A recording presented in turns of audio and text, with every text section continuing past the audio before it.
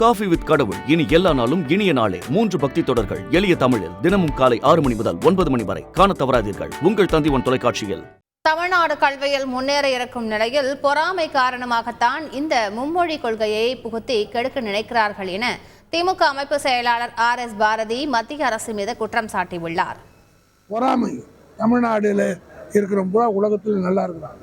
இன்னும் சொல்ல போனா உலகத்திலே அதிகம் சம்பளம் வாங்குற சுந்தர் பிச்சை தமிழ்நாட்டை சேர்ந்த அமெரிக்காவிலும் மற்ற நாடுகளிலும் இங்கே இருக்கிற மேயருடைய மருமகள் கூட அமெரிக்காவில் இருக்குதுன்னா அது காரணம் இந்த 2 லாங்குவேஜ் ஃபார்முலாவில் படிச்சிருக்காங்க. அழுத்தம் கொடுத்து அவங்க திணிக்க பார்க்குறாங்க.